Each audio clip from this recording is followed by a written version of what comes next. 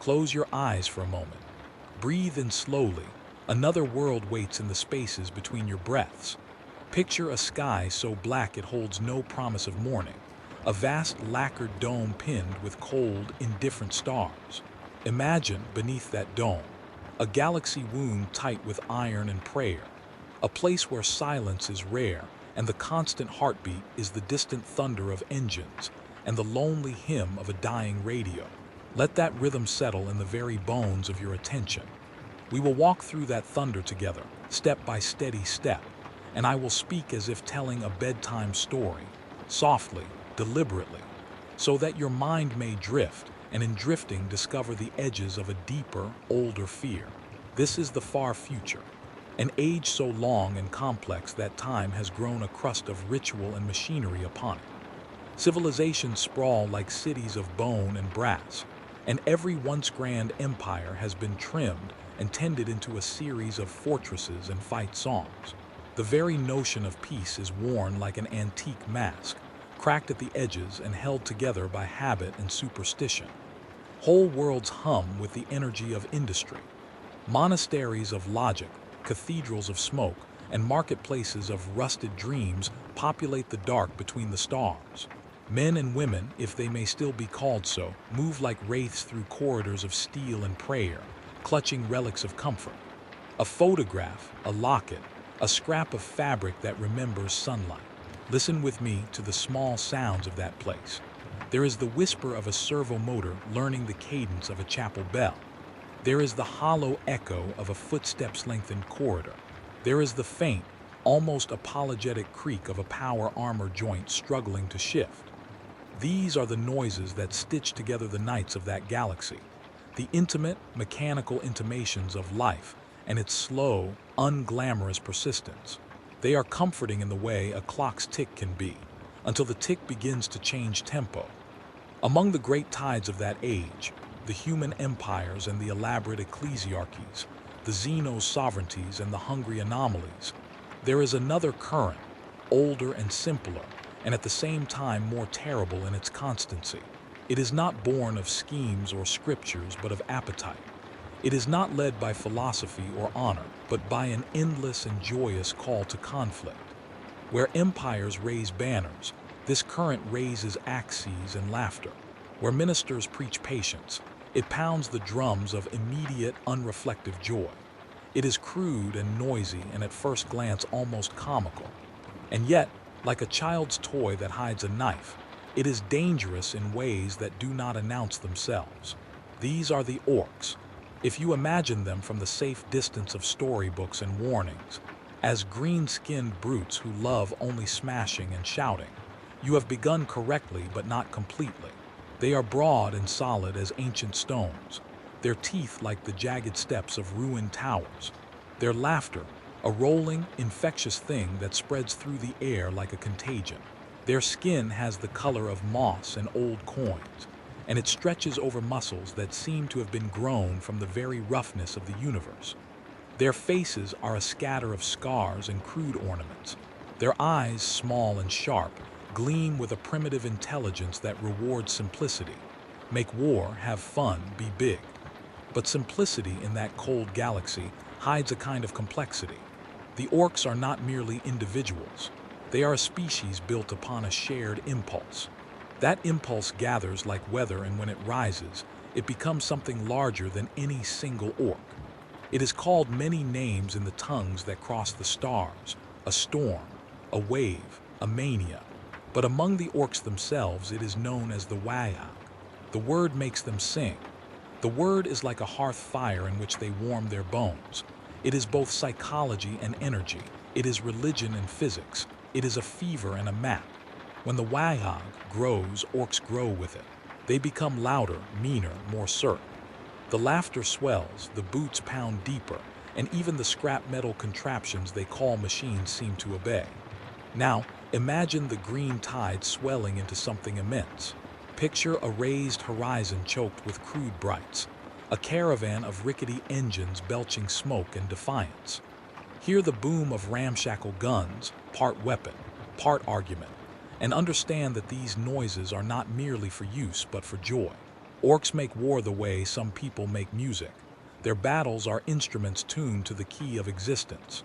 This is their theology: constant motion, constant conflict, constant affirmation through violence. And within this theology there is a figure who towers above the rest, the warboss. A warboss is not merely the biggest or the loudest. He is the one whose voice the Wayag seems to answer. He is the axis upon which the green tide turns. Where lesser orcs fight for scraps of glory, warbosses are the inheritors of an almost mythic momentum. They are the repositories of battle lust and the collectors of trophies. Their bodies bloat with victories. Their appetites escalate with each conquered scrap of world. They carry their lives like armor made from other lives, and when they walk, the ground remembers the tread. When a warboss speaks, other orcs listen the way bees attend to thunder. His language is direct, a grammar of punch and promise, and yet it is not without rhythm. There is a cadence in his commands, a kind of call-in dancer that the Wayag understands and the fields reply to. The warboss is a living hurricane of intention, a creature whose desires are simple but inexorable. To be larger, to be louder, to make his name ring across space like a bell of broken iron. To orc ears, these are noble things. Despite their brutality, there is something almost sacred in the way orcs celebrate a warboss. They fling paint and teeth and jagged emblems upon his armor as if performing an offering. They build him thrones of scavenged metal and thunder, and they tell stories of his deeds that glow brighter with every retelling. These stories are told beside bonfires of fuel and old world gear, and the flames lick the faces of the listeners like praise. In that crooked worship there is a warmth that feels, for a moment, like family. It is important, as you follow this valley of images, to let the humor in. For humor is how the orcs first enter our understanding. Picture them with crude banners made from stitched-together flags, a parade of mismatched limbs and oversized teeth. Imagine a warboss striding across a battlefield, tripping over a loose engine and laughing in the middle of an advance, or a pair of knobs, his lieutenants arguing about which way to point a stolen rocket, because their directions are given with fists rather than maps. There is a slapstick quality to much orc behavior, a cartoonish joy that can disarm the most careful observer. It is that joy that makes them dangerous. But beneath laughter there are layers of other sensations. If you stand too close to an orc mob, if you allow your senses to be unguarded, you will notice things that disturb the comic image. Listen more carefully to the laughter. It has an edge, an undercurrent of hunger that does not end in a chuckle. Watch the eyes. They reflect not only triumph but an ancient patience for violence, as if violence were a seasonal whether they have long learned to survive. Touch the metal they prize if you are brave enough, and you will feel the vibration of crude engines and the faint hum of a shared presence, an almost psychic thrum that knits them together. Now bring your attention to the world around them. Orcs build in their own way with speed and improvisation. Fortresses rise in short hours, built of scrap and shouted plans. Towers are bolted together from the services of fallen ships, and banners are strung with teeth and clumps of fur. Their settlements are boisterous, smelling of meat and grease and the sweetly bitter tang of ozone. Their ships, more like enormous iron beasts stitched from the carcasses of other vessels, travel between worlds like migratory storms. It is a civilization that functions like a belligerent organism. Every part is dedicated to forward motion, and nothing is wasted if it helps the motion continue. At first, the orc world might appear devoid of subtlety, but when the light shifts, their culture reveals a strange kind of magic. Their faith in violence folds into reality so that belief and outcome begin to feed one another. Guns work because they are painted to look dangerous. Engines function better when their crews shout brand names at them. Armor becomes more protective when a warboss has anointed it with the blood of a rival. This is not mere superstition. It is a form of praxis where intention alters probability, where consensus belief nudges the machinery of the universe toward favoring the orcs' plans. To say it plainly, the more orcs believe in something, the truer it becomes for them, and often in small and awful ways for those who stand against them. And so the green tide moves, both mind and body carrying belief like ballast. Planets fall to it not always by superior tactics or by superior numbers, but sometimes simply because the orcs made themselves a problem so repeatedly, and so loud that the universe, in response, conceded. Worlds that once boasted complex defenses find those defenses failing in petty and ridiculous ways at first. Communication relays misaligned, alarms triggered and then ignored, automated turrets firing at shadows. Engineers who have seen and solved every conceivable failure scratch their heads as pipelines reverse, as maintenance crews find their tools fused to their hands, as the very logic of repair seems to twist. When a warboss crowns himself over a new stretch of space, his celebration is both grotesque and ecstatic. He will tear at his own flesh, not in pain but as a proclamation. Witnessing his body bleed is a proof that he is real. He will add trophies of his victims, helmets, teeth, name scrolls to his armor, and with each addition he becomes heavier and more certain. Yet there is a paradox here.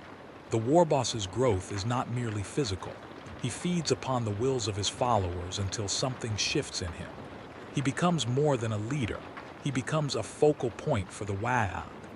The energy that was once diffuse and communal coalesces around him, and what emerges may be marvelous or monstrous.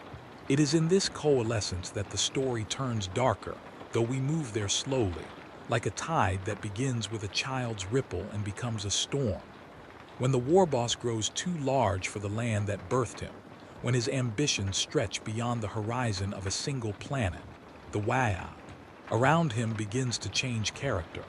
The joyous, anarchic force of orc culture, which can be play and war in equal measure, tightens into something with a mind of its own. Decisions that used to be made in the barrows and barracks are now dictated by the warboss's moods and dreams. The laughter that once bubbled like a creek becomes a chorus that follows his footsteps. The orcs under him are still orcs, still crude, still beloved by their own kind, but their individualities melt a little under the heat of that centralized will. And there is danger in this smoothing of edges. A single voice, magnified by the Waag, can start to rewrite the grammar of reality. Imagine a planet where the very machines begin to hum in a language they did not have yesterday. Imagine the sky itself, responding to commands barked from the throne of a warboss. Imagine the edges between what is engineered and what is believed growing thin, as if someone had pulled the seam between two worlds and the fabric of certainty began to unravel. In the comfort of your bed, you might still find all of this distant and fantastic. The orcs can remain, if you choose, a caricature of brutality, loud, messy, and easy to laugh at. But the mind that loves horror notices the small details. The way their laughter lingers, the way a warboss's hand never stops fidgeting with a certain trophy, the moments when even the biggest orc looks away from the sun and thinks, perhaps, of something larger and more empty than himself. You settle back as if into a high-backed chair, as if the room around you has thinned and the space between your ears has become wide and patient. Breathe slowly. Let each detail arrive like a small pebble dropped into dark water, one at a time, watching the rings spread out. We will look now at the thing at the center of so many orc songs and fears, the warboss. We will watch how he is made, how he grows, and what he becomes when the green tide gives him shape. Move with me gently at first, and then listen as the tiny noises grow teeth. Orcs are built from a principle older than politics or prayer. Violence is not merely their tool, it is their fertilizer, their language, their weather. Where humans might learn by books and machines by algorithms, orcs learn by contact. They test, they hit, they push, and in each impact something quite literal happens. They harden. Muscle knits differently when it has punched through bone. Tendons learn new loyalties when they are stressed against a living barricade. The orc body, crude, abundant, and biological in ways that confound neat categories, responds to the world in acts of force. Each fight is a lesson. and each lesson is recorded not in memory alone, but in the matter of their bodies. Begin with the small orc who first chooses to stand where others run. Perhaps he is only marginally larger than his fellows at the outset, only an inch or two of extra bulk, a slightly thicker brow. Yet in that choice, to hold ground, to claim, to strike, something practical unfolds. Confidence compounds. Other orcs see the choice and respond by following. Followers mean more opportunities to display dominance. More displays mean more chance to survive and more chance to gain scraps and trophies, and crucially, more chance to feel the warm validation of the wayag. This is a feedback loop with teeth. It is not just psychology. Their very biology is keyed to it. Violence, for orcs, is a true currency. It buys them rank and it buys them growth. When one orc smashes another, the victor does not merely receive loot. He absorbs an increment of status that ripples into his cells. Orc bodies secrete hormones that thicken muscle and harden skin in response to aggression. War wounds heal into new ridges and plates. The scars become armor. Where humans might carry trauma invisibly, orcs wear proof on their hides like medals. The limbs of a veteran warboss are a map of victories. Bolt scars, bone grafts, metal plates fused to flesh. Each graft is both practical and symbolic, a statement that the body has been remade by battle and will remain so. This is how orcs climb. The social ladder among them is simple and brutal. A boy with a louder shout may rise to Nob when he has the tools and the teeth to demand respect. A Nob with more followers may become a Painboy's favored patient or a mech's frequent patron. And when a Nob can assemble enough force and appetite, and when his wayag sings true in his blood, he might be a candidate for something else. A warboss. The title is not given, it is taken.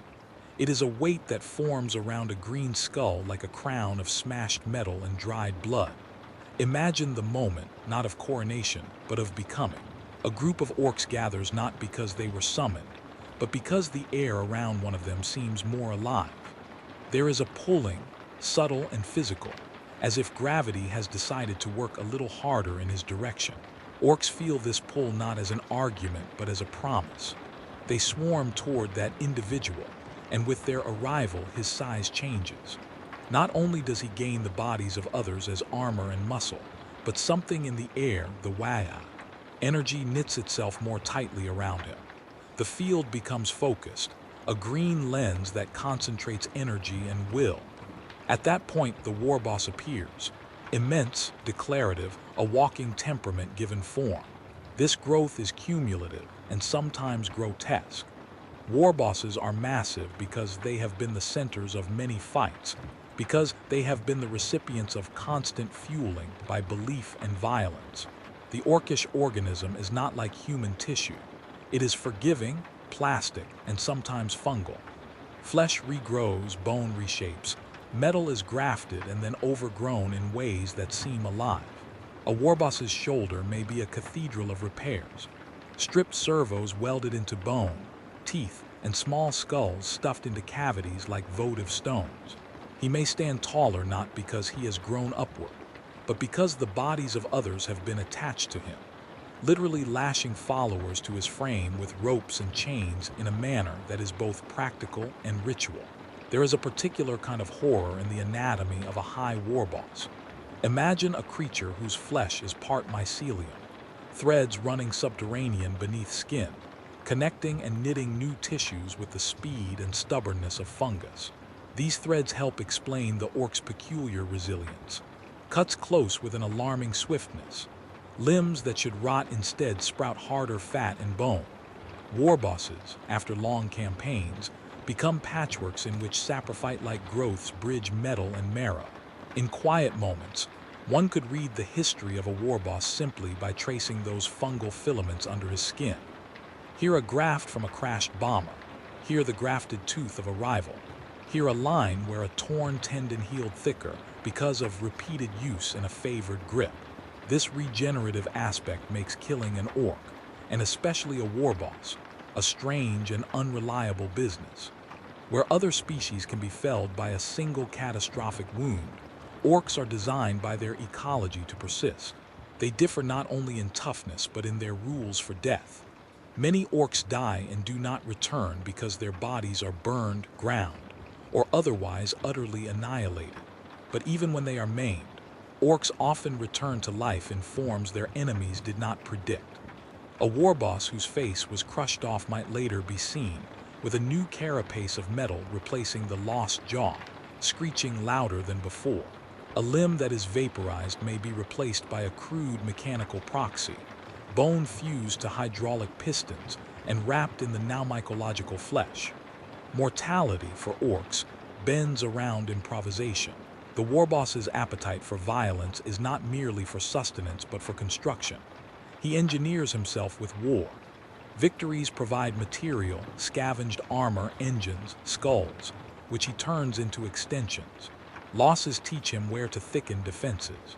His brain, less subtle perhaps than a human's, but no less adaptively cruel, learns which kinds of cruelty bring the most results.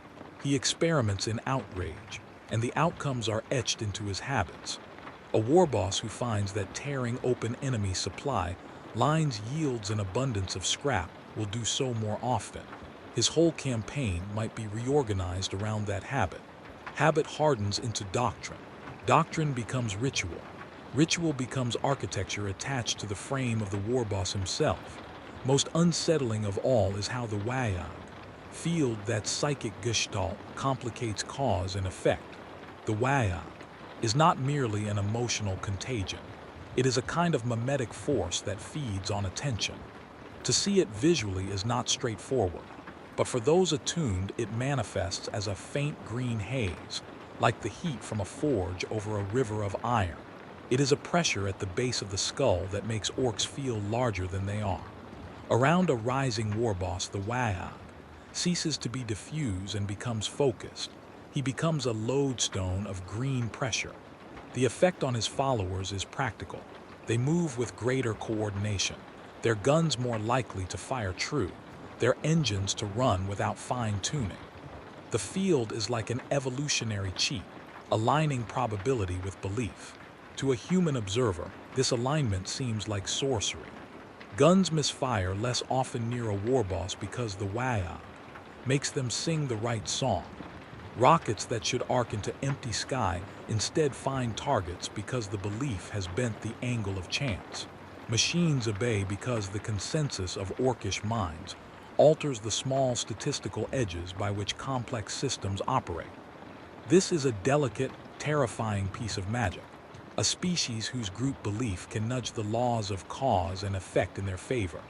A warboss, in the center, becomes a very particular kind of sorcerer, one whose spells are stamped in the practical coin of scrap and momentum rather than words or gestures.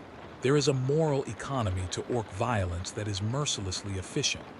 Power grows in direct proportion to action. If a warboss can orchestrate endless fights, raids, duels, little scrums that add up, his body and the Wayag around him feed and the field strengthens. This makes warbosses addicted not to victory per se but to escalation. Small fights are only appetizers. As the warboss grows, he seeks larger stages where the stakes are bigger, because larger stages yield more attention and more belief, and belief amplifies the Wayag, and the cycle accelerates. What begins as a clan's local scuffle can swell until entire systems are threatened. The mechanics of orc hierarchy therefore tend toward concentration. Where once the Wayag might be a chorus, strong warbosses turn it into a single, amplified note. The social fabric of orc society resists centralization because orcs love independent action, but biology and memetics conspire against that resistance. Followers flock to success. Success compounds. Concentration happens. This is why the galaxy, at any given time, may be beset by one or more warbosses who loom like islands of noise and hunger. Each warboss is both a personality and a force of nature, a storm whose center is a living organism. Warbosses are not merely bigger orcs. They are different beings ontologically. Consider the warboss's mind. While not obviously as nuanced as a human's, It is intensely practical and muscular. It thinks in rhythms, where others think in paragraphs. The warboss thinks in drum beats. He measures time in charges and retreats in the cadence of raids. His concept of strategy is not chess but percussion. Establish beat, amplify beat, overwhelm opposition by sheer insistence of momentum. Where other commanders may balk at risk, a warboss understands that risk is a generator of belief. Risk that pays off strengthens the waya. Risk that fails is often pruned away swiftly by orc appetite. This pragmatic mind creates a certain ruthlessness that humans find chilling, because it is not merely calculated cruelty, but an architecture of appetites turned into tactics. Physically, the warboss becomes a walking nightmare escape. His torso might be a fortress, a curved landscape of welded steel and fleshy innovation. His weapons are often grafted so seamlessly to his arms that they appear natural, a busted autogun fused with tendons so that the recoil is absorbed by living muscle, or a chainsaw with bone handles grown around its grip. His visage is a ritualized map, trophies hung where a human would wear medals, totems of teeth and bone clinging to his waist, scars braided with braided wires. The sight of him is meant to intimidate. Terror is a tool, and warbosses exploit it with the same crude artistry with which they exploit scrap. And yet, for all the monstrosity, there is an odd grace to a warboss among his kind. He moves with certain inevitability, a lurch and a twist, a pelvis commentated by a chain, a head that tilts to catch the sound of approaching guns. There is a rhythm to his cruelty that, to an orc eye, reads as assurance. The warboss cares for his environment in his own terms. He maintains engines. He rewards loyalty with bounties of metal and food, and he punishes disobedience with a predictability that has value in the world he governs. This is a ruler who knows the currency of fear and affection alike, and spends both efficiently.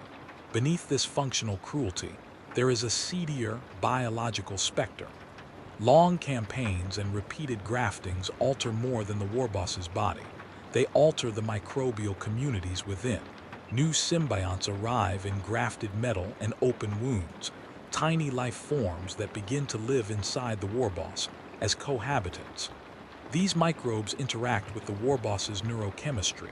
They may produce compounds that nudge aggression upward or blunt pain to allow more frequent wounding. Over long periods, such coevolution produces warbosses who are literally dependent on the weird ecology of their own bodies to maintain the rhythms of war. Such dependence binds them to fight.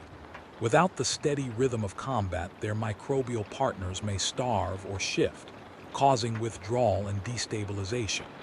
It is useful here to imagine the warboss's dream, if such a creature dreams in anything like human terms. Picture a pulsing, low-frequency chorus of voices, the chanted names of past victories, the bellowed mechanics of a beloved engine, the angry cry of a rival warboss snuffed underfoot. In those dreams, he measures his dominion and tastes its vastness. He rehearses battles, testing different arrangements of aggression as a musician tests tempo. These dreams strengthen the wa'ag, because they are shared and because orcs who are touched by such reveries feel themselves inured by proximity. Dream and waking loop into one another. Victories in reality feed dreams, and dreams prime the next victory. The warboss's relationship to death is also revealing. To orcs, death is less a line than a churning state of being. A warboss does not plan his end so much as he plans around it, to be larger than it, to remain present as a force. He may arrange his body and his reputation so that even death becomes theater, a final rally that amplifies his life's wa'ag. Some warbosses die in battle in ways that are remembered as glorious, and that actually increase the field's potency for a time, as the energy of belief swells in mourning and imitation. Other warbosses refuse final death with obstinacy. Their followers salvage enough of their bodies to keep a name going. Or, more disturbingly, their bodies mutate into living monuments. A half-dead warboss on a throne of gears whose breath is coughs of steam, and whose eye is a focusing lens for the wa'ag. It is worth pausing to trace how the horror multiplies when a warboss becomes more than a single organism. When he is large enough, the line between him and his followers blurs. Their micro-rituals and sacrifices become instruments of his will. Warbosses sometimes undertake grotesque projects, grafting entire squads into mobile platforms, building living engines of orcish flesh and scavenged technology designed to funnel the Wayag outward as a precise weapon. Imagine a siege engine that is part locomotive, part parasite, a huge rolling thing that breathes like a lung and is lined inside with orcs who clutch the beating walls, each contributing pulse and shout to a central chorus. The machine hums with the field's energy because the orcs inside are both fuel and conductor. The warboss sits atop or inside such constructs like a composer, orchestrating a noise that becomes physical force. There is also a moral ambiguity to this dominance. Warbosses can inspire joy. Orc life under a strong warboss can be full and fierce. Boys grow into knobs by beating others. There is mobility and an ecstasy of communal triumph. For some orcs, serving a warboss provides identity and purpose in a harsh universe. Nevertheless, the very mechanisms that concentrate power among warbosses also create potentials for catastrophe. A warboss who pushes the Wayag beyond sustainable bounds risks tearing his followers' identities apart. Followers may lose individuality entirely, becoming screaming chorus lines whose only content is the voice of the warboss. Nations and ecosystems beyond orc control can be subsumed. Planets dissolve under the constant grinding of conflict. The warboss's success is therefore a paradox. It solves problems for orcs even as it precipitates devastation for others. Finally, imagine the warboss at the edge of a new conquest. The air is different. Foreign metal scents, strange wind patterns, unfamiliar starlight. He tastes risk like a new spice. He is eager. He has built himself on dozens of victories and wants more. The Wayag around him buzzes like an insect cloud waiting to be stirred. And in that instant, we see the full horror of his nature. Not only his capacity to destroy, but his capacity to make destruction feel inevitable and even reasonable. Under him, the world becomes a drum to be beat. Under him, the small chances that meant so much to cautious beings, the fragile systems of diplomacy and repair, the quiet economies of life are at merciless risk. The warboss is a force that does not negotiate. He rearranges. Hold in mind the image of the warboss once more. A living hill of scars and metal, a breathing machine stitched with fungus and bone, a composer of chaos whose music is literal momentum. Feel the rhythm of his mind if you can. Steady pounding, ever seeking the next crescendo. Know that his existence is not an anomaly, but a natural outcome of orcish biology and culture. Violence made habit, habit made architecture, architecture made flesh. The warboss is what happens when a species delights in fighting and turns that delight into a law. We will leave him now, not because his story is complete. It never is, but because you must carry an image into the dim. Picture him standing on a ruined parapet, his silhouette ragged against a sky that does not promise mercy. Hear, faintly, the drumbeat of his Wayag, the synchronous shout of thousands, and the wet, living sound of flesh grafting into iron. The sound is not yet loud enough to drown the world, but it is there, patient and inevitable, increasing by the moment. Keep that in your mind. When you are ready, we will walk closer still and listen for the small, terrible sounds that tell us what the warboss truly is. Not merely a conqueror, but the architecture of a species' appetite, the living center of a force that eats worlds for breakfast and laughs while doing it. Settle again into the small steadiness of your breath. Let the room soften. I will speak slowly, like someone turning the pages of a heavy book in the dark, so that each sentence may arrive as a small, inevitable sound. We have watched the warboss take shape, a living hill of iron and scar, the center of a rising tide. Now we follow that tide inward, into the green heart where the noise is no longer merely joyous, but begins to taste of something older and hungrier. Move with me into the quieter places where the shadows of the warboss fall longest, the barracks and back alleys, the engine rooms heated by endless toil, the fields trampled flat by the march of boots. We will go where laughter fades and the rhythm of the wayag becomes a drumbeat you can no longer ignore. At first, life under a warboss is all habit and ritual, loud and practical. Boys learn to carry staves and guns the way children learn to carry spoons, by repetition and imitation. They are taught to shout as soon as they can make a sound, and to fight before they can read the shapes that mark the things they steal. Food is simple and abundant for those who can take it. The weak either learn to be cunning or they are pushed aside. There are mechanics and pain surgeons and menders and engines that cough plumes of thick, dark smoke into a sky already heavy with soot. The settlements hum with work. Anvils ring, welders spit orange tongues, and the smell of burning oil mixes with the reek of cooking meat. The air is thick with the music of industry, and that music is, for orcs, a kind of blessing. But even in those first, bustling days under a new warboss, the cadence changes. Orders arrive not as advice but as law. The warboss's shout becomes a metronome. It marks time, it cleans the day, it tells the boys when to eat and when to make noise and when to go. There is comfort in this. For orcs, certainty is a tonic. To know, absolutely, that you will be led to action is a relief in a galaxy of confusion. The warboss gives purpose like a blunt blade. It cuts away choices and replaces them with a clear and simple need. The need is war. The need is more. The need becomes everything. Listen to the small shifts, the ones that do not announce themselves with fanfare. A boy who used to sing by himself now sings in the crowd. His solo voice curls into the chorus until it is indistinguishable. Names which once were given in the heat of an individual's first victory are spoken less and less. Knobs call other knobs boss and oi and that one, because the specific matters less than the rule. The language begins to collapse into the language of the wayag. Monosyllables, rhythms, shouts. Identity compresses into function. Where once a boy might be known for a particular joke or a scar or a favorite scrap, he becomes shooter, puller, mech-hold, and then nothing more than a pawn of action. The sensory life of that compression is sharp and particular. Imagine the inside of a workshop beneath a warboss's keep. Hot metal walls, rivets sweating from the heat, the galvanic tang of ozone when circuits are forced beyond their design. Over all hangs the eternal smell of oil turned black by too many engines, and beneath it the iron bite of blood where fights are practiced or punishment exacted.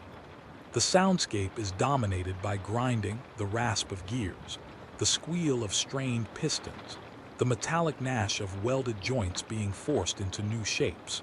These sounds are not mechanical alone. They are the voice of a culture that speaks in impacts.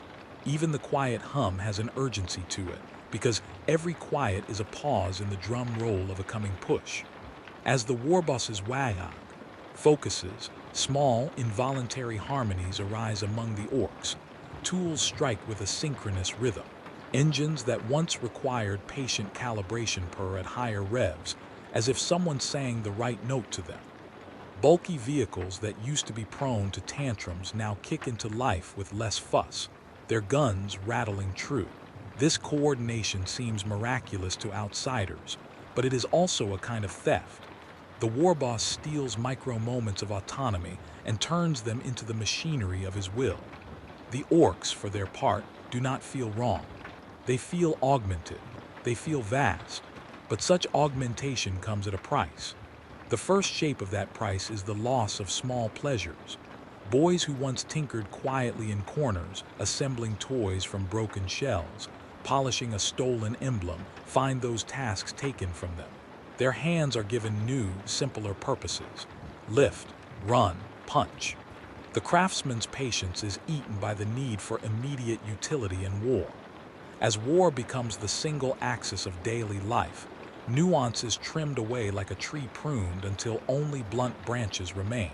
Individual skill at subtlety, at making, mending, at quietly building something that might last, rots in favor of the quick and the loud. Look then at the gatherings where orcs celebrate under the Warbosses' rule. They build bonfires that spatter sparks like hostile stars. They roast meat on spits, and amid the smoke they tell stories in rapid, overlapping brays, tales of scrap hauls and narrow survivals. And always, greater boasts of smashing the biggest, loudest things they have ever seen. At these feasts, the Warboss sits taller with each retelling. Teeth are flung at him as gifts, the clatter of metal a benediction. The crowd's voice escalates into a tide, and that tide's force etches itself into the very bodies of the listeners. You may imagine this as triumph. To some of the orcs it is. But those bonfires also grease the mechanism by which identity is smoothed into the collective. Each chant, each smashed goblet, each clumsy salute polishes the chorus to a single frequency. Now listen to the quieter, uglier metamorphoses, where the Warboss's focus becomes enough to direct the Wayag. Outward, he also turns the Wayag. Inward like a magnifying glass, the field draws in attention and belief and concentrates it. In that concentration there is a hunger. Lesser orcs are drawn to the heat of this focus like moths, buzzing until their edges singe. Some of them vanish at the margins, not dead in the way a human dies but obliterated into the crowd. They lose the texture of self. A boy becomes a chorus line of one, then becomes merely part of the sound. If you could look inside a crowded barracks, you would see not only bodies but threads of attention weaving from one skull to another, from one beat to the central drum. Those threads are invisible to most eyes, but their effects are unmistakable. Decision flows not from a mouth but from the center. Hesitation is eliminated. The small, private acts of an individual are replaced with a communal instinct. And with the loss of individual edges comes a strange etiquette of sacrifice. The Warboss does not shy away from sending his followers into pointless fights. He does so because pointless fights yield fuel. They are exercise machines for belief. They amp the field. Orcs thrown into senseless scrums emerge more attuned, less likely to ask questions, their cells thicker with the chemical residues of repeated aggression. This is one of the cruel ironies of serving a Warboss. Acts that might be madness in another culture are grooming rituals here. The boys who return are not the same boys. Their faces are harder, their speech reduced, and their eyes steadier in a way that looks like healing but smells of anesthesia.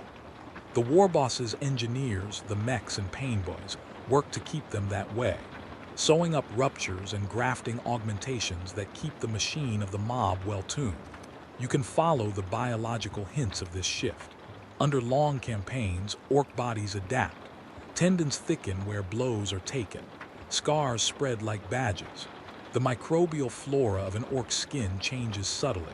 Bacteria that thrive on adrenaline-rich sweat bloom in the warm tunnels of the Warboss's keeps. These microbes leak chemicals into their hosts, biochemicals that nudge mood and blunt pain. Over time, those who serve most closely to the Warboss develop a narrower range of emotional response. Less curiosity, more readiness. The Warboss's inner circle becomes a cluster of creatures whose appetites and biochemistry are optimized for functioning as parts of a larger engine. And then there are the whispers. At first they are nothing more than rumors, a quiet superstition traded between boys as they sharpen knives. Some say that the Wayag itself is old, older than the orcs, older than the torn-out engines they worship. Others, the ones who sleep poorly and eat alone, speak of a taste in the air when they strike a certain piece of scrap, a residue that is not metal, not blood, not heat, but something like the breath of a cave. That residue collects in the throat and makes a man want to shout louder than he would otherwise. You will hear these rumors as children hear ghost stories, with laughter at the edges. But as the Warboss's field grows, those stories become more than tales. The whispers take form in little ways. A boy wakes from sleep convinced he heard a voice besides his mates, a voice that spoke in a pattern too slow to be speech, too old to be orc.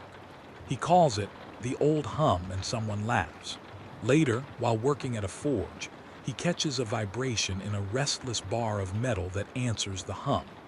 The metal whispers back a cadence, and his hammer follows it without thought. Small, repeating coincidences accumulate and begin to read like meaning.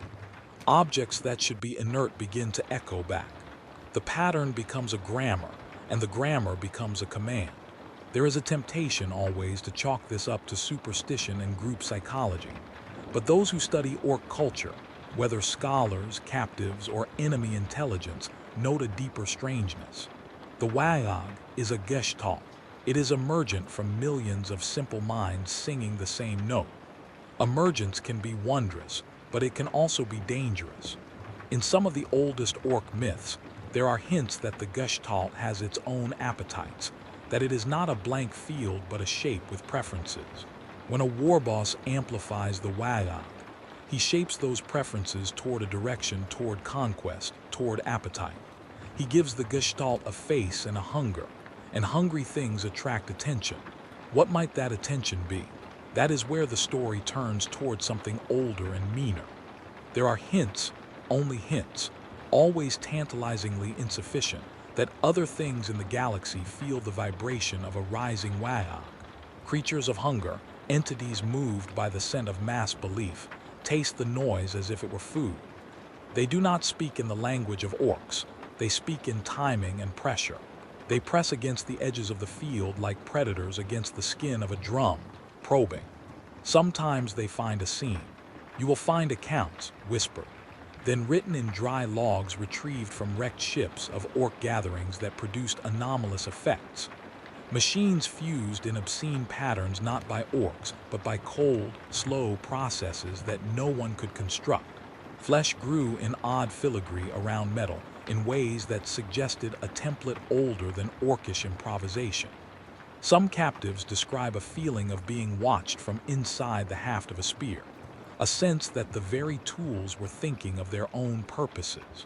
Researchers who attempted to validate these reports often dismissed them, until they found the fungal threads. Beneath the leathery skin of orcs, there are filamentous growths, mycelial threads that help the cells knit quickly and give scars their rapid and monstrous density. These threads are nature of a sort, but not the gentle kind you expect. They behave like networks, and networks can be co-opted. In the Warbosses keep, those who look closely find that the mycelia begin to mirror patterns found nowhere else.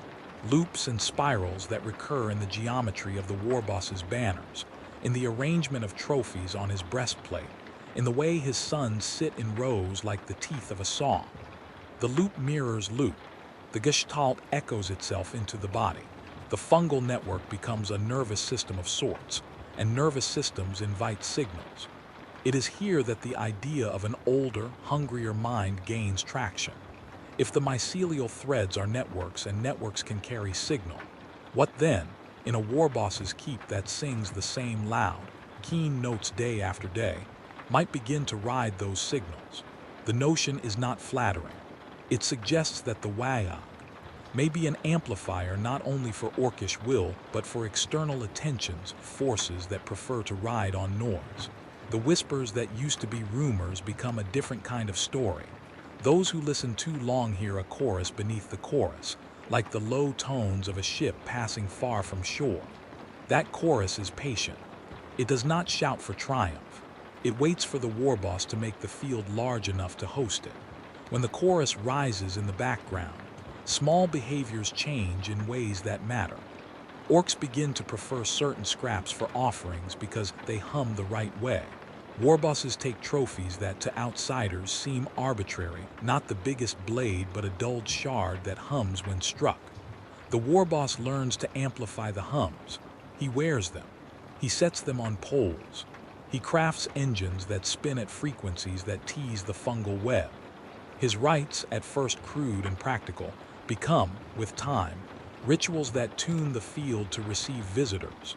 The sound has a logic all its own. Attention becomes a kind of currency exchanged with a patient creditor.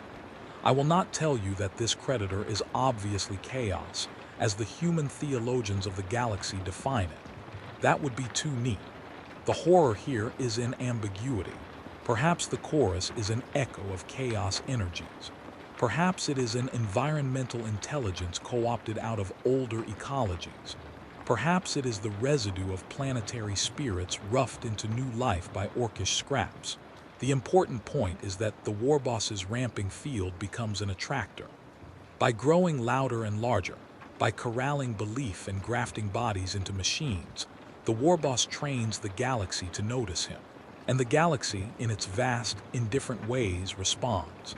As the Warbosses' wag deepens, the line between willing and compelled blurs. Orcs who once made choices now find their gestures prefigured by the field. They act because the vibration in their skulls suggests the motion, and the motion feels right. Some of them report dreams in which they are not themselves. They are swells of green chorus, they are the beat of a drum. When this dreaming spreads, the orc community shifts its baseline. Norms that would have set a boy apart are absorbed. The Warbosses will become an axis around which even thought spins. The mycelial threads thicken into connections that do not easily unwind. Those who leave do so less and less. Those who die do so in ways that often leave parts behind. These detached parts, shards of bone fused with metal mycelial mats clotted with dried gore, become relics that hum. The Warboss collects them and arranges them with purpose. In time, the keep itself becomes a resonant slab of artifacts that answer together like an instrument. To walk its corridors is to pass through a chorus that repeats its themes. The Warboss is at the center of that chorus. He is not simply a leader, he is a tuning fork. His laughter bangs against the iron, his footfall sets the beams quivering. And somewhere in the crooked geometry of those vibrations, older attentions stir. They do not announce themselves. They do not knock and demand entry. They listen. They prefer to be felt. Their touch is the difference between a machine starting and a machine starting like a living thing. They whisper promises that are half-coded and half-sense, and the Warboss, drunk on momentum, interprets them as augury for greater victory. The listeners among the orcs take those whispers as meaning. They begin to act as if the galaxy itself has given them leave to take more. You might imagine in the dim of your own room how small this slide is at the start. A song here, a fungi there, a trophy chosen for odd reasons. But habit grows like a fungus. It spreads quickly in heat and in smell. The Warboss keeps feeding the drum. The drum calls. The drum invites. The drum gets answered. Listen now to the more tangible horrors in the heart of the Warboss's domain. The pain boys, those crude surgeons who patch and replace, begin to become more monstrous in practice. They graft not merely for repair but for resonance. Hydraulic limbs now carry strange, resonant hollows. They sing at a pitch that makes the nearby fungal web shiver. Guns are modified not for range but for tone. They spit a sound that the mycelia prefer. Some of the mechs fashion devices whose sole purpose seems to be to hum. They are installed deep in the Warboss's throne and wired into the very scaffolding of his keep. The keep becomes an organ and the Warboss the mouth.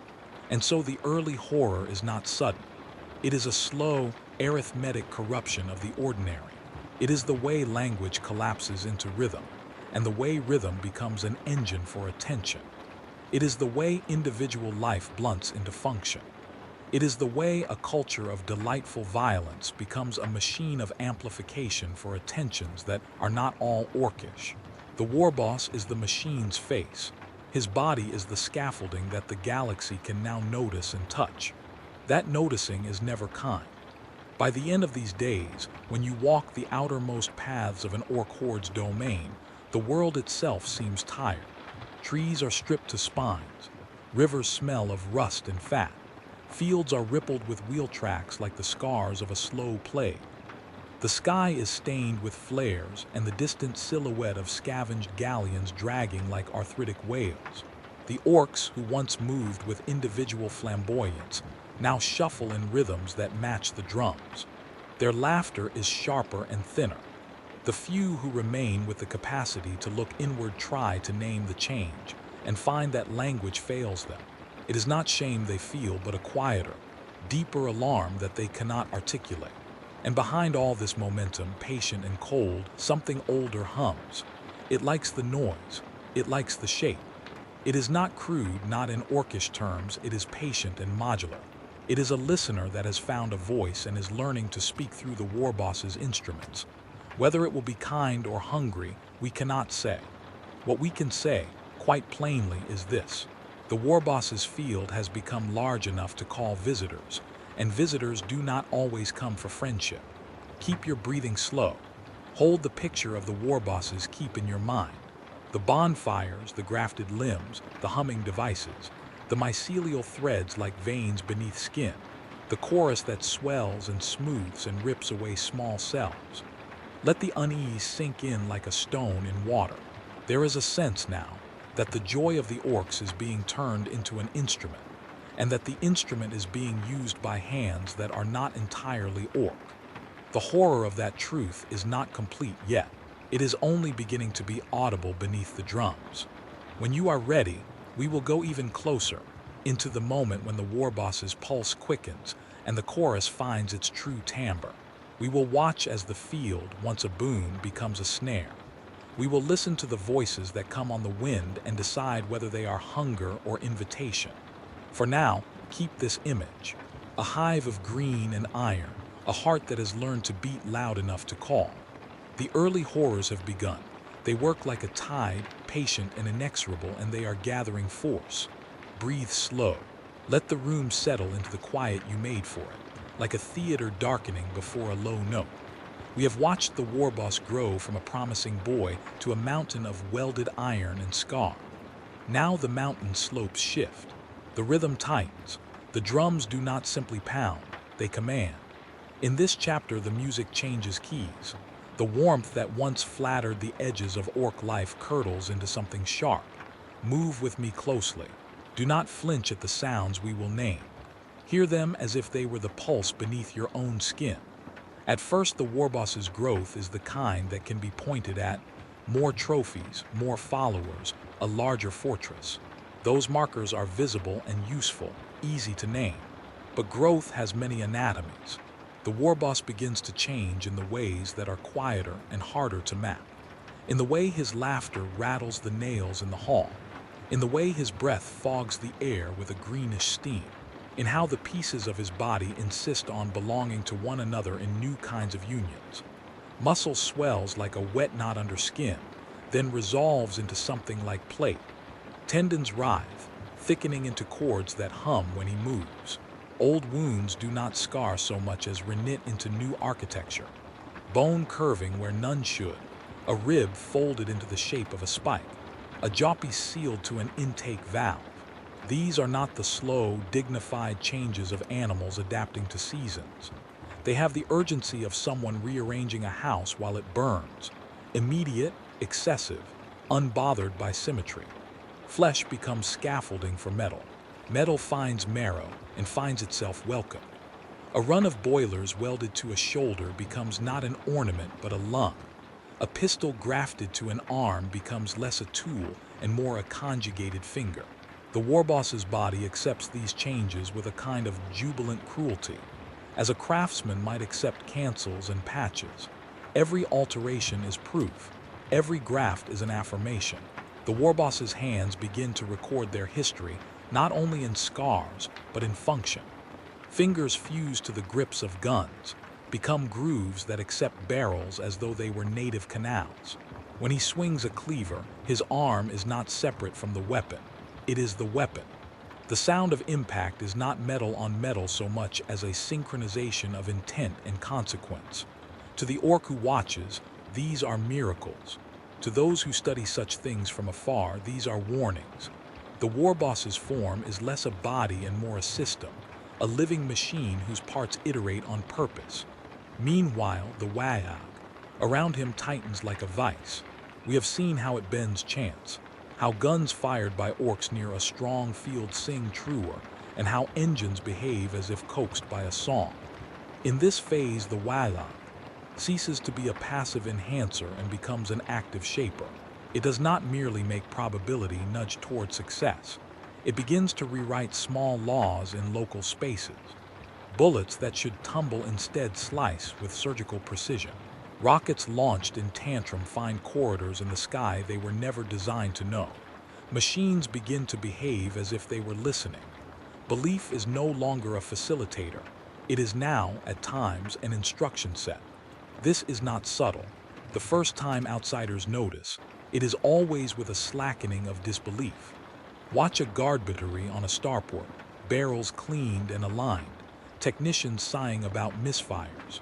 Then, one morning, a war boss and his swarm arrive like a smear of green paint across the horizon. He raises his gauntlet and the guns that had balked the week before ring true. Missiles find holdfasts in supply towers. Engineers who had perfected trajectory math bite their lips in confusion, while their instruments read impossible vectors. Those who have not seen the pattern before call it sorcery. Those who have watched from a distance call it dangerous. Dangerous does not even begin to dress the change. When the Wayag reaches this intensity, reality itself seems to fret under its pressure. Small interactions, hinges, seals, dampers, start failing into different states. A door that should resist jams open and refuses to close again. Doors swing and reveal rooms where floor plates align differently than they should. In the Warboss's wake, architecture becomes suggestion. The field focused by him is like a lens for causality. It magnifies some outcomes and attenuates others until a new pattern, one favorable to the Warboss's will, emerges. The body horror follows the physics. The Warboss does not simply graft things onto himself. Sometimes he removes to change. He tears at his own flesh not out of anguish but as ritualized construction. There are accounts from survivors, those who remember enough of what was done to them or to their neighbors, of Warbosses literally disassembling themselves in the field to feed new growth. A shoulder is split and a cannon nested in the open cavity. A rib is cracked and a sprocket slipped within until blood and oil conspire to seal the joint. The scene, from the outside, is grotesque and wholly in equal measure, a living scaffold accepting a machine as if it were a child. In those moments, the Warboss's followers do not scream. They cheer. The violence is not a private agony but a communal rite. Flesh yields and is praised for its utility. Bone remodels and is blessed in the cadence of the Wayag. The line between bodily harm and augmentation grows thin. To be altered is to be improved. The Warboss's own pleasure at such changes is animal and radiant.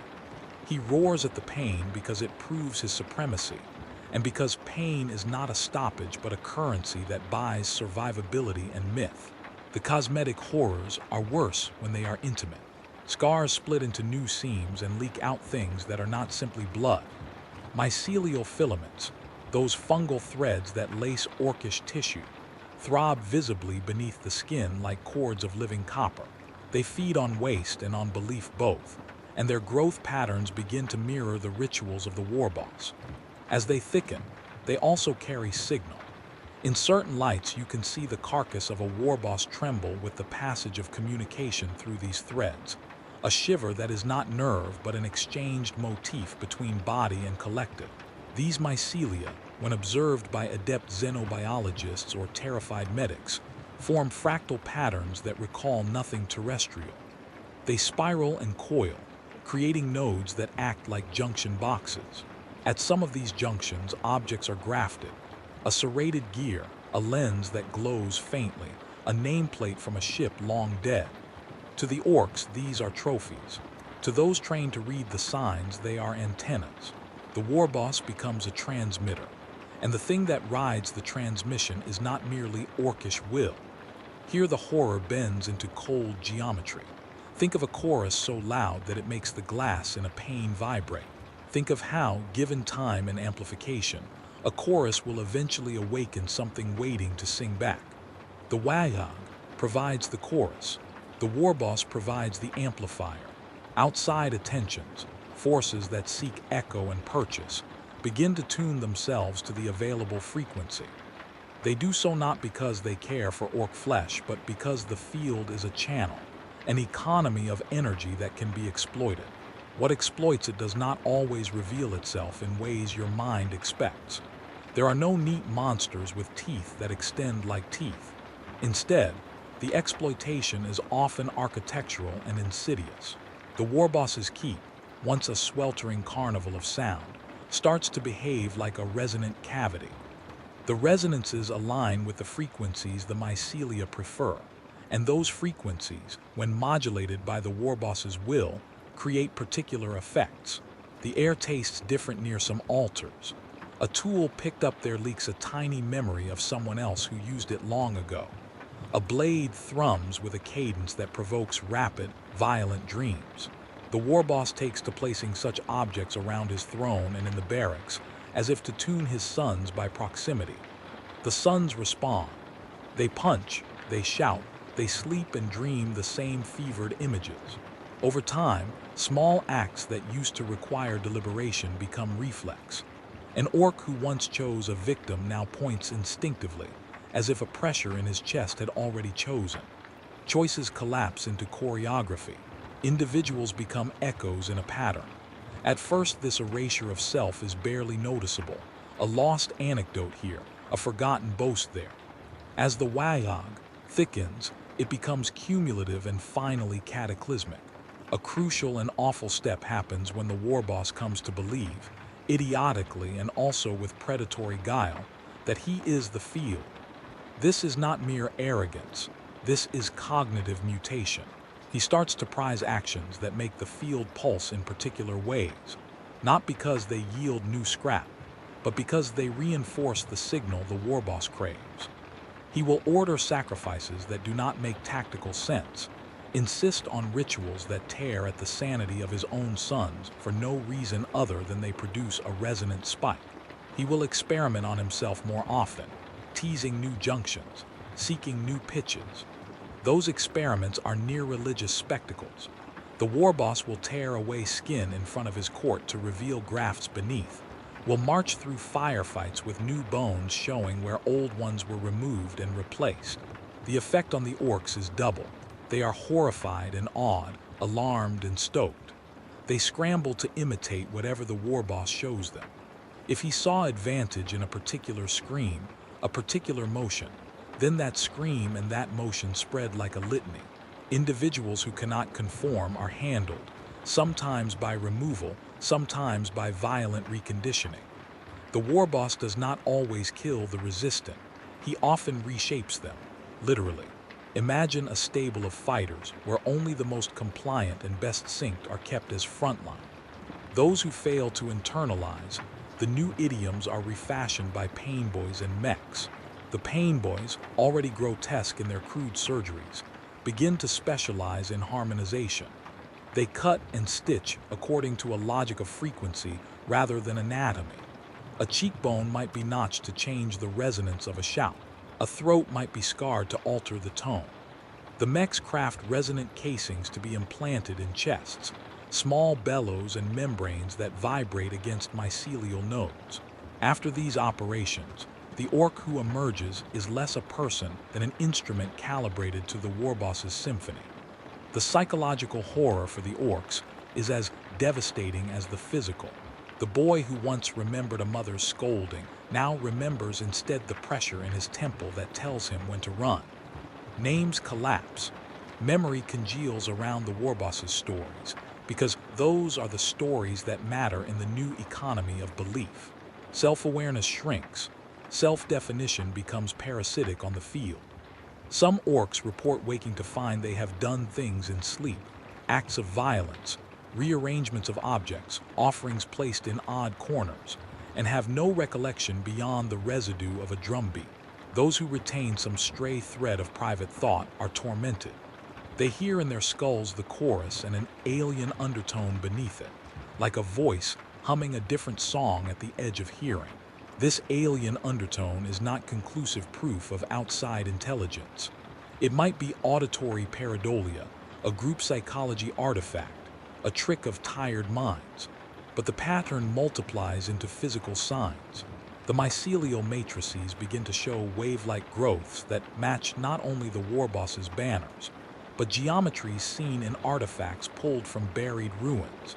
patterns that should not exist in orc tissue. The warboss's body, when cut, yields filigree of fungal lace that seems to have learned motifs from older architectures.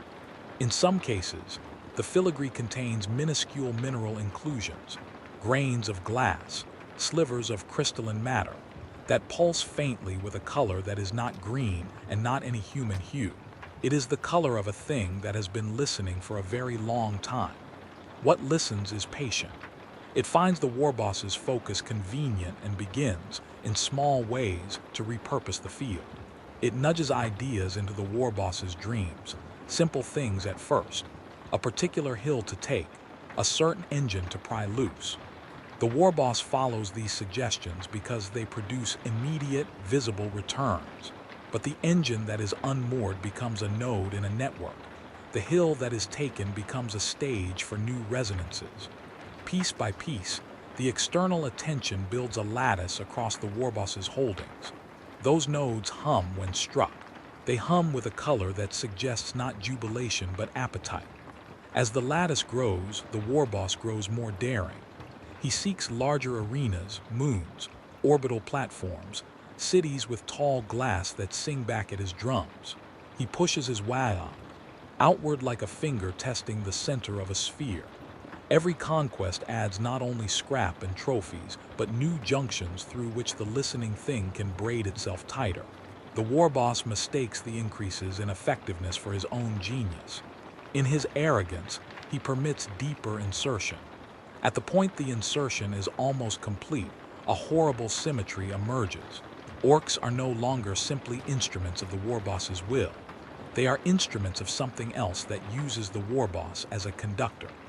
The orcs lose fewer and fewer bits of their individuality, because those bits have already been hollowed out to make room for the chorus. Those who remain intact are those who can sing in the new key. Those who cannot are remade or discarded. If you let yourself imagine the scene from the vantage of a captive or a spy, it is unbearable. Barracks become conveyor belts of shape and sound. Rituals of violence replace quiet making.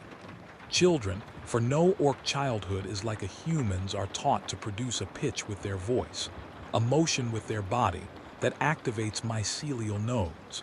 Men and women, orcish men and women, if such categories are useful, are reshaped into performers, each limb and cry an input into a larger instrument. When the warboss conducts, they vibrate. And the warboss, he is ecstatic. He is a great throat through which the Warhammer screams and through which something older, patient, and cold speaks. He thinks he is making the world smaller, easier, his. But in truth, something else has learned the contours of his throat and now shapes the words he speaks, the beats he strikes. He believes he is master. He is a conduit. The crescendo of horror is not a single event but an accretion, the piling of small corruptions until they constitute a catastrophe. The moment when the warboss's field becomes large enough to invite a host is terrifyingly ordinary. An order given that makes everyone move. An engine tuned that hums with a pitch not heard before. A child who points at the sky and shouts a new name, and without meaning to, everyone echoes it. The echo is the sign. The host arrives not with trumpets but with perfect patience.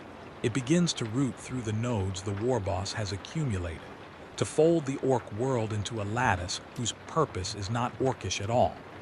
We have reached the precipice of a change that is structural in its cruelty.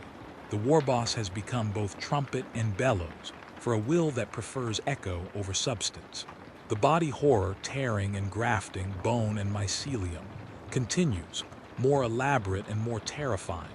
The psychological horror, the dissolution of self, the replacement of names with functions, deepens into an existential hollowing.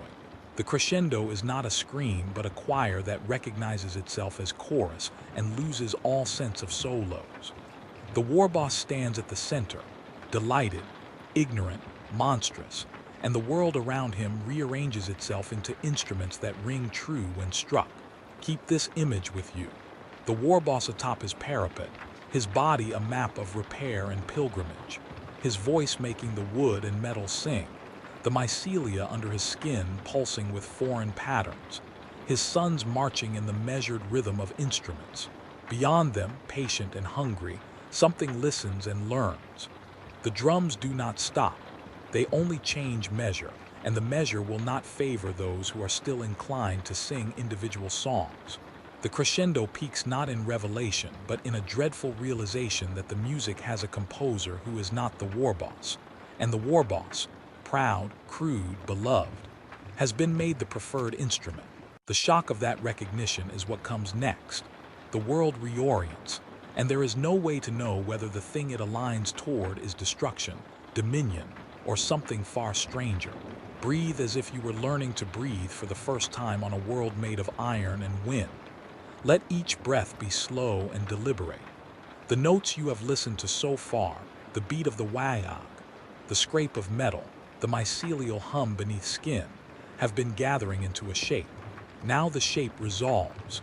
We stand at the moment when the war boss ceases to be merely a violent animal and becomes architecture.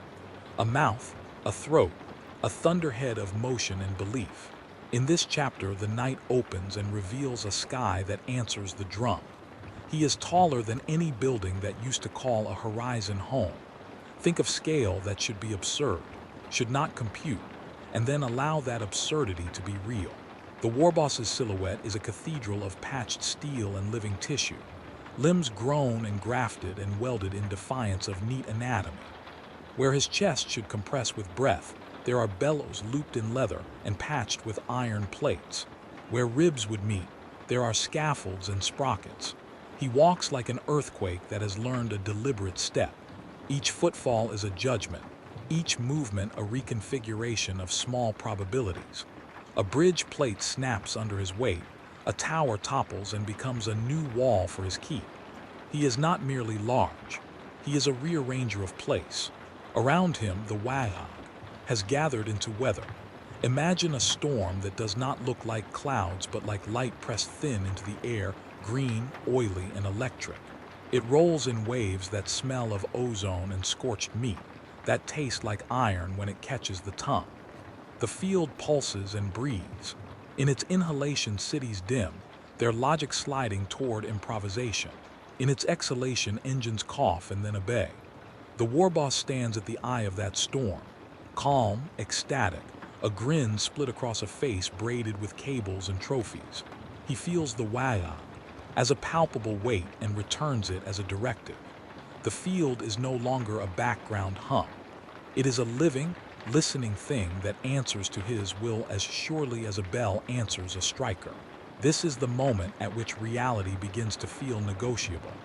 The rules that govern machines, the cool arithmetic of angle and force, become suggestions. Guns fire because orcs believe they should, because a lattice of faith has bent 1,000 small chances into a single crooked certainty. A finger curving toward a trigger becomes equivalent to an operator aligning a barrel with a target. Probabilities collapse under the weight of collective conviction. The wayag does not break physics so much as it tilts the edge on which physics stands. A missile finds the gap in a wall because the chorus of orcish belief has coalesced into the right noise at the right moment. The music of chaos and chance rearranges to accommodate intention. But the field is greedy. It eats attention the way a fire eats fuel. The larger the warboss grows, the more of the world he demands in order to maintain his form. He requires not merely followers but nodes, places and objects and peoples that will vibrate with him, that will sing back the notes he needs to hold his shape. These nodes lace outward, captured shipyards that now breathe in tempo with his bellows, moons whose surface has been scarred into resonant hollows, cities gutted to leave skeletal frames that rattle like ribcages in the wind he makes. The warboss's empire is not measured by territory alone, but by the density of response he can force from it. The more a place answers, the more it anchors him. It is in those anchors that horror finds its hands. The warboss does not consume in a single sweep. He converts. The tiny rituals and modifications that once seemed eccentric graduate into wholesale transmutations. Entire cohorts of orcs are refashioned as living amplifiers. Men and women, if the term is useful in orcish terms, are bound to frames that make their shouts carry farther, implantations that make their hearts into pressure pumps, lungs into resonance chambers. Some are left to function as pumps within great engines that hum in the belly of his war beasts. Others are woven into armor plating, skin stretched and hardened, filaments braided to become conductive pathways. When the warboss moves, these living parts strain and sing. When he laughs, they shudder like the bellows of a sieve. Worse, he experiments with himself in ways that are ritual and sacrament. He tears open his torso to reveal mechanical guts that he fits with blades and boilers. He seizes his own broken bones and rearranges them into spikes and hull ribs. In the act of self-mutilation, there is celebration. His court roars approval as if at a miracle. Each such act is not merely testament to endurance, it is an act of construction. He builds himself into a conduit, a funnel for the Wayag, that can direct more of it outward, shaping storms and commanding tides. The warboss is constructing a voice so vast that even distant attentions cannot help but hear it, and some attentions answer. For a long while the galaxy may write off the noises as another orc madness, brute force and crude superstition writ large. But the signals that arrive are too precise to be coincidence. Ships report static that organizes into pattern. Instruments register harmonics that should not exist. Crystalline growths discovered in the soil of captured worlds vibrate at a frequency that exactly matches the pulse of engines in the warboss's breast. There are old things in the dark between stars, things that love persistent signals because persistent signals can feed them. The Wayag, in focusing, had become a beacon. When those things find the beacon, they do not necessarily appear as monsters with teeth and claws. They arrive as consequence and as cunning. The parasitic model is subtle, not always invasion, sometimes symbiosis, not always takeover, sometimes accommodation. Imagine a mind that is not localized to a single skull, but is more like an ecosystem of attention. It prefers hosts that are already predisposed to loudness, species like the orcs with their appetite for noise. It seeks to amplify their songs because an amplified chorus is tasty. It connects to the mycelial threads beneath skin and to the metal grafts in bone, and hears in the vibrato the outlines of a body it can steer. The warboss, in his exultation, thinks he has masterminded everything. He takes credit for every conquest, every new bone and gear. He believes himself center and maker, but in truth, he has become an instrument and a stage. He is a conduit for an intelligence that is older and quieter.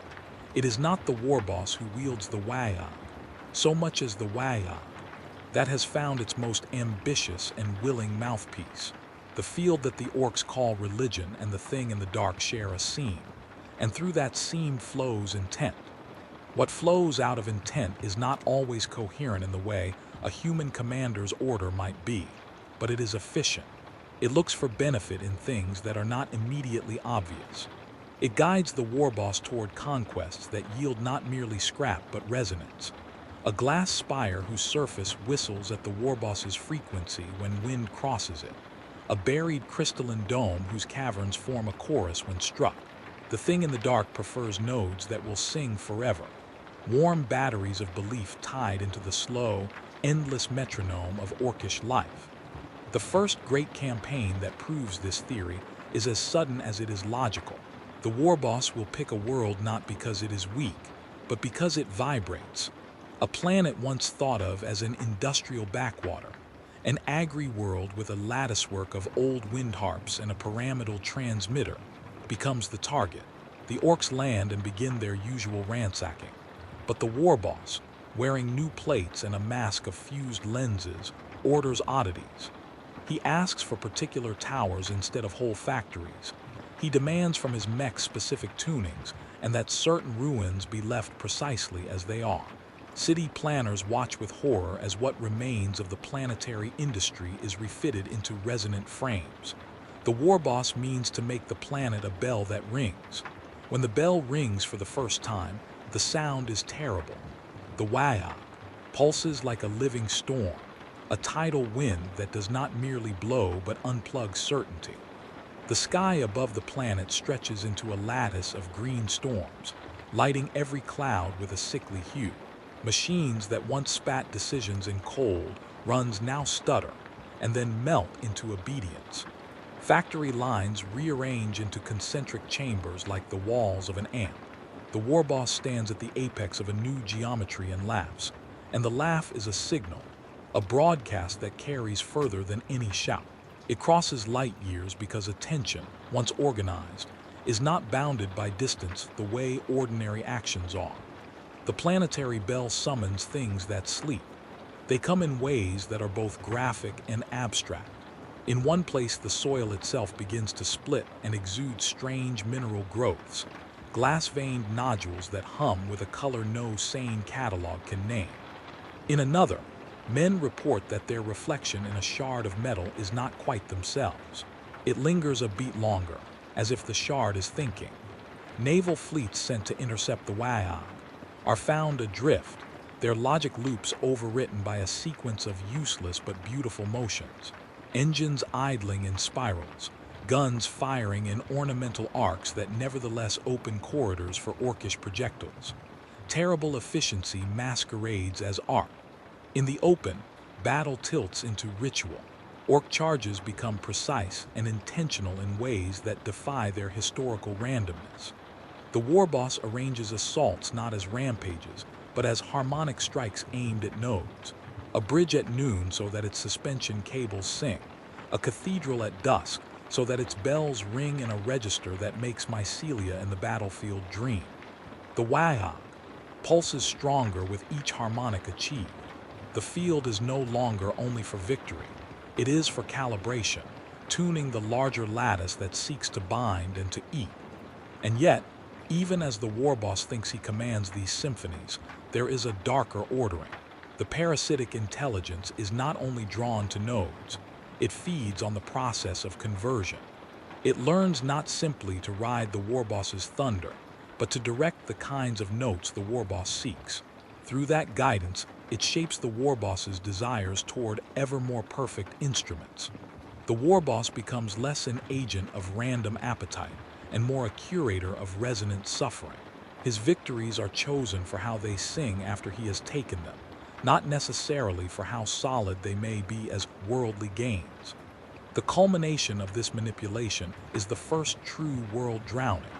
The warboss aims his Wayag at a planet famed for its crystalline oceans, vast stretches of glass-like seas under a purple sky. The planet's crystals react to frequency. They resonate and refract light like a million tiny altars. The warboss, with designs stitched into his biomechanics, turns his armies into hammers and the planet into a chime. When the Wayag hits, it is like a hand closing around the planet. The crystals do not merely hum, they become incandescent, recording the green tidal pulses in their veins. The surface shudders. Towers built for reflection now channel the field into the crust. Green fire, an impossible oily flame that burns with light and memory, licks the sky. It does not consume in ordinary ways, it makes, it remakes. Cities do not simply burn. They are reticulated into resonant geometries that answer the Wayag, with a clarity that makes the field hungrier. The war is not about killing anymore so much as about conversion. The planet is recoded into a great amplifier. The spectacle is horrific and cosmic. Fleets that oppose the warboss find their bullets turned into ribbons of green light that trace obscene patterns across space. Space itself seems to shiver, like a stretched membrane responding to a massive vibration. The orcs chant in unison. Their voices are both battle cry and tuning signal. The chorus is a living thing that digs slowly into the planet's bones and wraps them in song.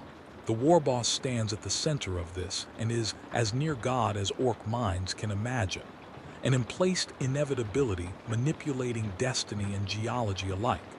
At the heart of this spectacle is the final revelation. The Wayag was never purely orcish. It has always been emergent, a field created by many minds making the same noise. But in the presence of such vast orchestration, another intelligence finds purchase. Something older, a patient hunger that is not chaotic wrath but a design that favors echo. It uses the war boss as a mouth because orcs are good at being loud, and because loudness, when disciplined into repeating patterns, becomes consumable. The war boss isn't possessed in the theatrical sense, he is instrumentalized. He is used the way a bell is used to call, to signal, to summon. This understanding is not comfort. It means that the war boss's greatness is an invitation. It means that the Wayag, which seemed like a force of orcish will, is a conduit by which other attentions perform. It means the orcs are, perhaps, not the primary authors of their own triumphs. It means the faith of millions has become a path for something that does not need hands to shape its hunger. The war boss thought he was making gods. He has been anointed by one.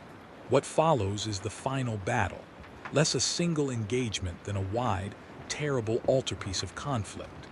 Worlds drown in the green fire of conversion. Armies align against the war boss.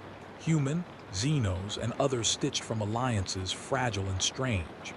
They come expecting to fight men. They encounter instead a philosophy of war given form.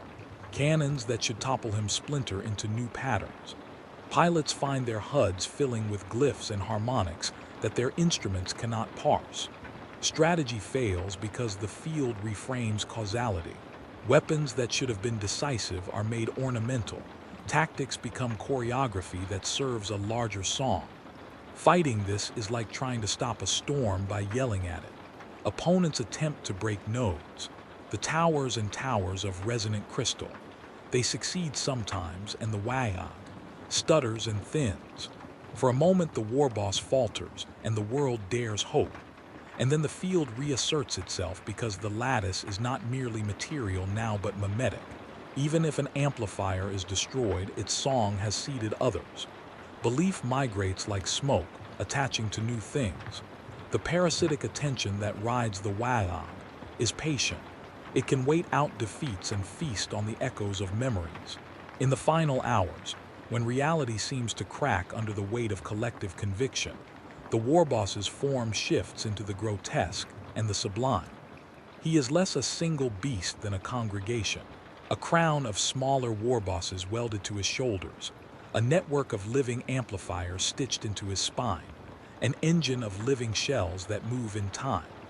He reaches outward with iron arms and fungal veins, pulling in whole moons like fruit, flinging them into furnaces that sing. Under his command, the field becomes a tidal phenomenon that sweeps systems, unmaking and remaking. And then there are the voices, one final, terrible chorus. They are not orcish alone now. Other things have learned to mimic the inflections of the war boss, to harmonize their wants into the frequency that feeds them most effectively. The calls that rise are layered and ancient. Orc shouts in deeper echoes that sound like bone and crystal, like the scraping of stone in orbit. They chant as one chorus, and the chant is a world-forming thing. Light fractures, landscapes fold, and ships become statues of their former selves, ornamented in designs that will hum for ages. The climax ends not in resolution, but in a collapse of frames. We are left with everything both revealed and undecidable.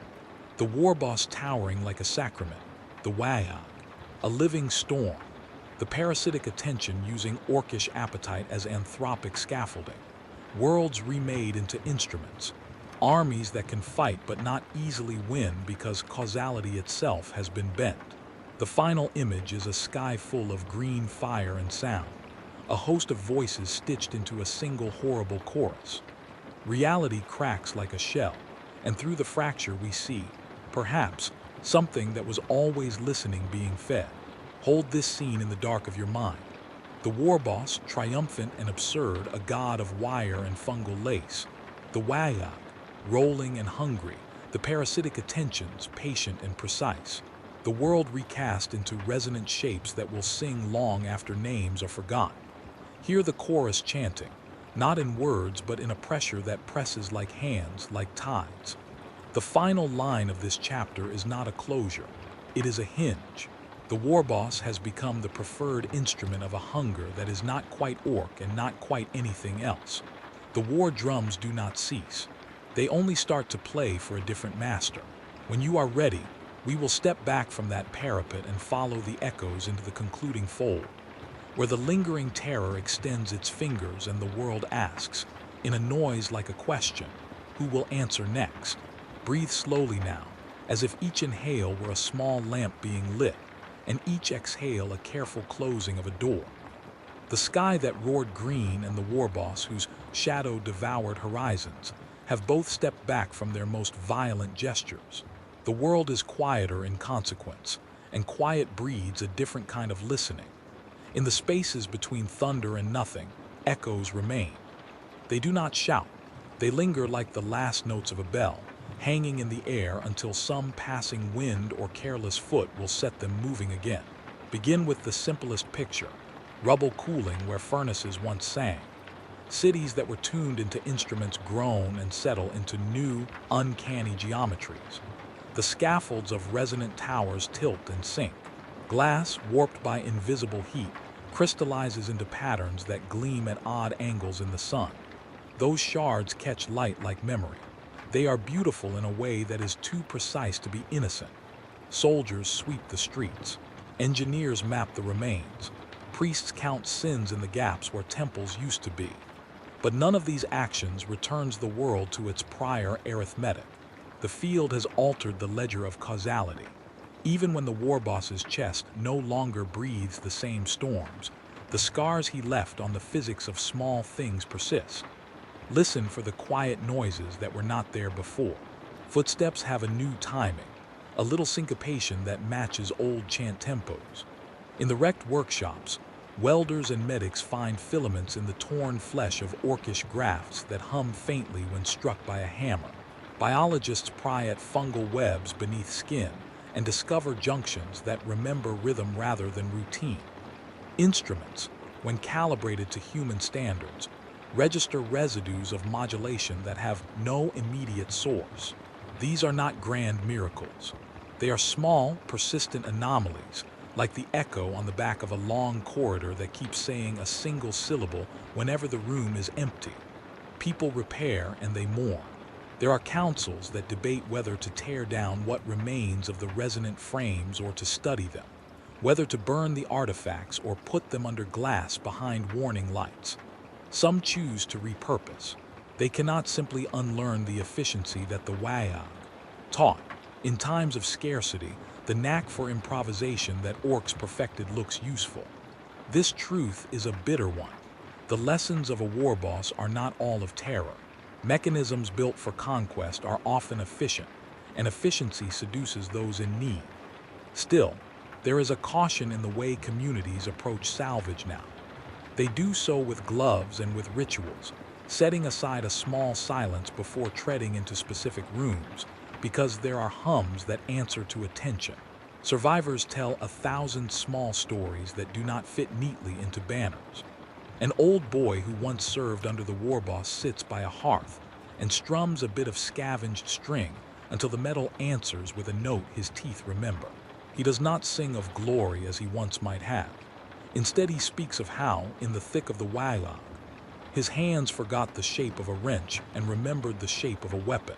He shows a child how to fold a scrap into a cup and explains, softly, the difference between taking and making. These are minor reclamations of self, tiny insistences that life can be other than a drum. They are not always triumphant, for trauma lingers like rust in the joints of habit, but they are stubborn. And yet, even as small lives reclaim small acts, whole systems remain shifted. Planets that were once nodes continue to hum, and their hum attracts not only scientists, but also scavengers and cultists. Where resonance speaks loudest, there will always be someone willing to listen for advantage. A market forms, dark and urgent, where artifacts trade hands in exchange for silence, or for lies, or for new instruments that promise protection. New faiths braid themselves in the margins, rituals that are part engineering, part superstition, trying to harvest protection from the same sources that once fed a warboss. They wear helmets in church and tie bolts to prayer beads. Their rites are messy and practical, and they find converts among those who prefer any certainty to the slow ache of not knowing. In the quiet nights, there are dreams. Survivors speak of them as if embarrassed to confess. A ship captain wakes with the taste of green in his mouth, and in his log writes a nonsense of coordinates and frequencies. A mother in a hillside town dreams of a giant hand turning the moon like a coin. Children, more pliant and less hermetic, play with the cadences that once rang across battlefields, turning them into games and chants whose meanings have been hollowed and reshaped. They sing in the cadence of the wa'ag, not because they want war, but because rhythm is a human thing. It holds them together. None of these dreams is comfortable. They are thin and echoing like recordings played at the wrong speed. They are the little aftershocks left by a storm that cracked open a world. Listen closer, and you will hear the quieter, more dangerous echoes.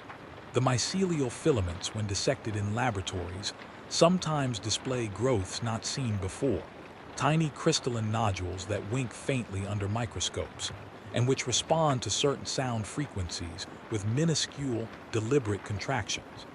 Engineers who study these patterns warn of emergent properties that defy current models, networks that remember and that prefer certain inputs. Every time a technician strikes a bolt and the filament trembles in response, the filament learns a new association. The lesson is not immediate, it is an epochal concern.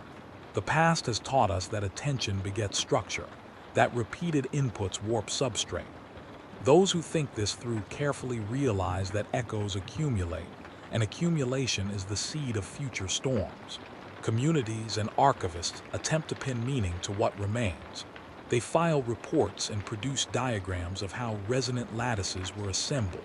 They catalog artifacts into museums with heavy doors and warning plaques. Some documents are dry and clinical. Others are diary fragments, full of fear and broken time.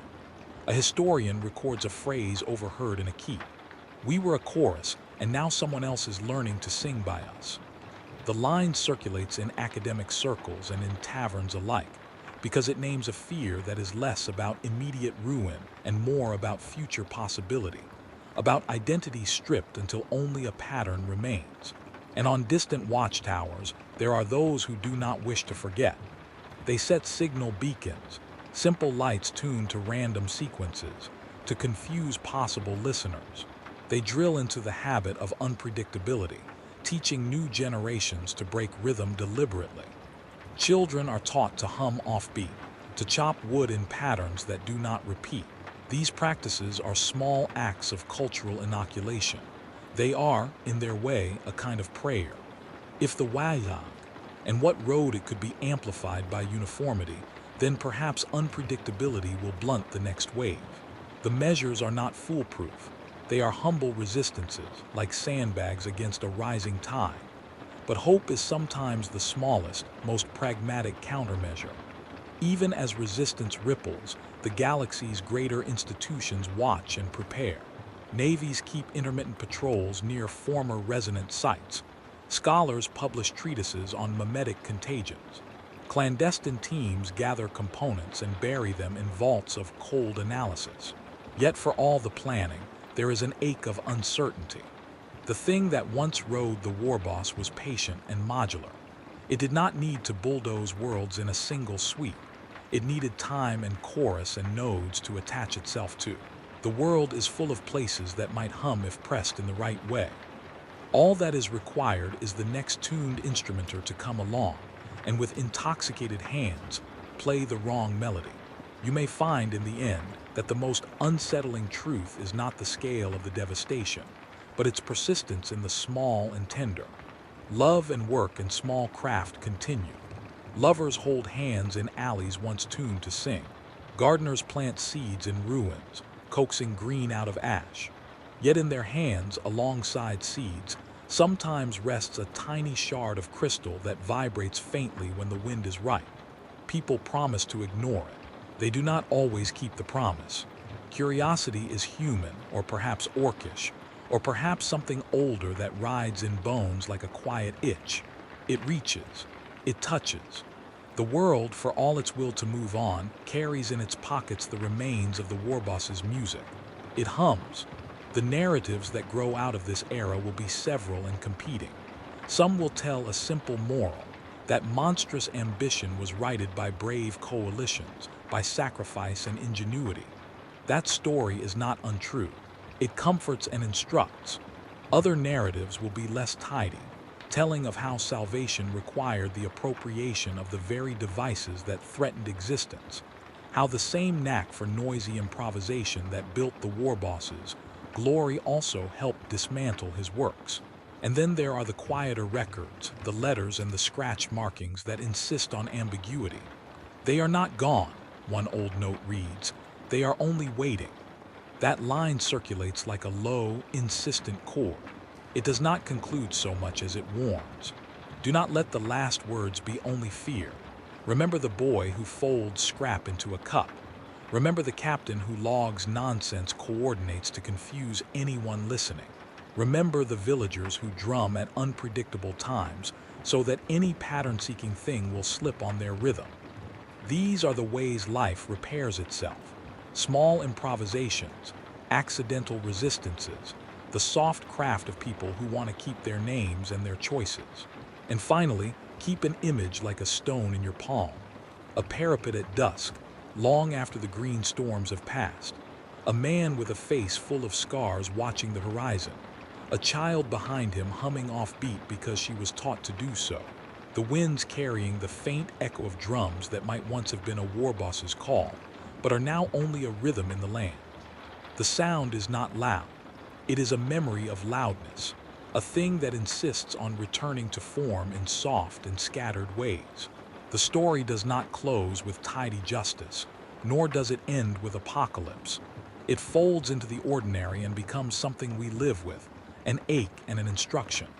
The echoes are real and they are dangerous. They are also a part of the fabric now, woven in a way that cannot simply be cut away without tearing something else. We learn new arts in response. We teach children new rhythms. We tend to our own small fires, with attention shaped by caution. And if you must take one small, final image into your sleep, let it be a line that is both lullaby and warning, gentle and unshakable. Even in silence, the drums still beat.